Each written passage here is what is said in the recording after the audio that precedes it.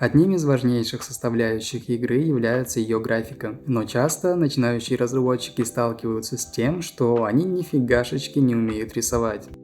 И тут на помощь приходит либо пиксель-арт, либо векторная графика. Эти стили заманивают своей простотой и легкостью в освоении. Вы только посмотрите, как просто рисуется та же елка в векторе. Именно из-за этой простоты я когда-то начал рисовать в плоском стиле, да и мне она очень нравится. Так вот, привет, с тобой Алвин, и в этом ролике я покажу, как нарисовать вот такую графику для игры. Первое, что нужно сделать, это скачать иллюстратор. Второе, иметь прямые ручки. Зачем? Чтобы поставить лайк под этим роликом. Ладно, заходим в люстру и создаем новый проект. Это делается вот так. А теперь нужно настроить рабочую среду. Если она отличается от моей, то заходишь в окно «Рабочая среда» и выбираешь основные классические настройки. Давай немножко поговорим об инструментах, которые нам понадобятся. В основном все рисуется простыми примитивами. Например, инструмент прямоугольник. А если зажать Shift, то получится квадрат. Также фигуры можно закруглять, просто тянешь за этот кружок.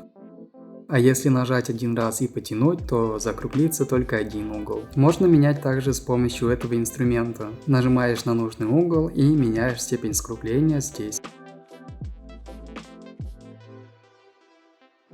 Более подробный урок по основам есть у меня на канале, поэтому если что-то непонятно, ссылка на видео в описании.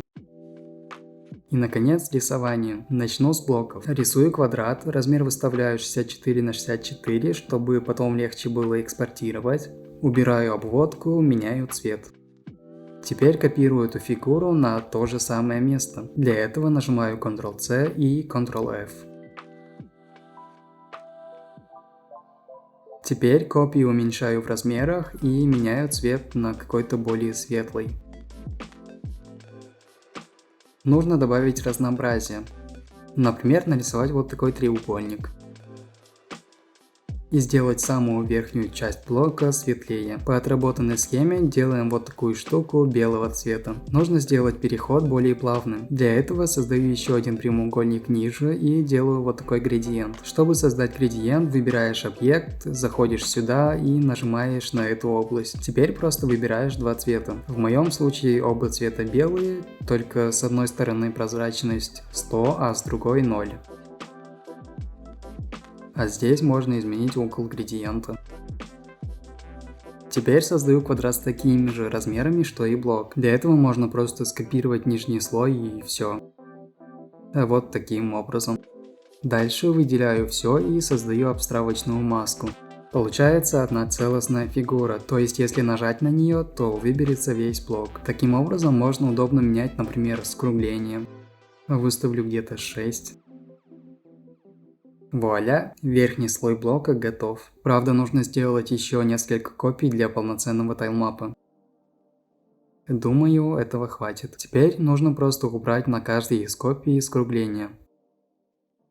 Примерно таким образом. Нужно создать еще один слой блоков. Просто создаю такой же квадрат, только без деталей и более темного цвета. И снова проделываю ту же операцию с закруглениями.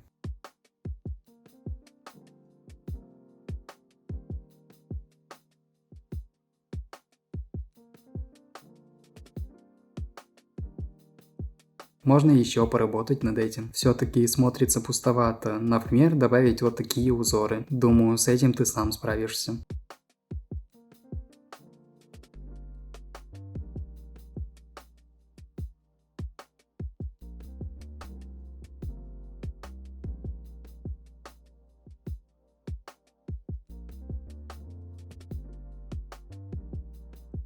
А теперь давай нарисуем задний фон. Для этого создаю прямоугольник и начинаю подбирать цвета.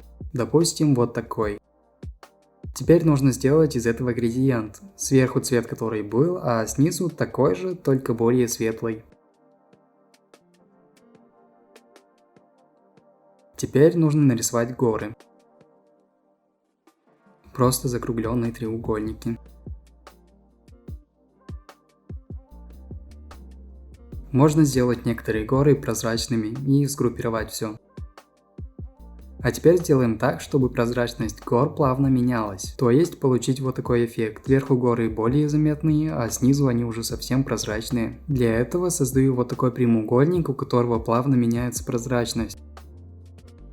Да-да, прозрачность меняется именно у прямоугольника.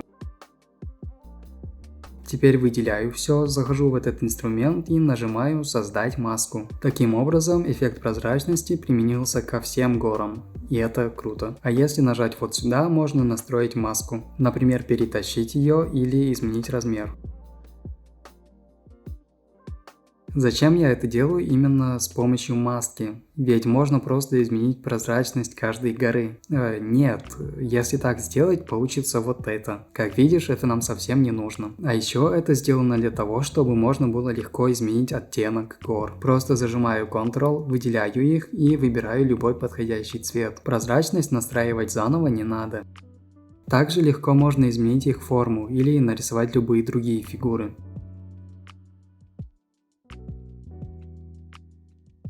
Давай для примера полностью изменим задний фон. Сначала нужно изменить цвет здесь, затем 2 раза нажать на горы и нарисовать вместо них что-то другое. Ну и напоследок поменяем им цвет. Все, изи.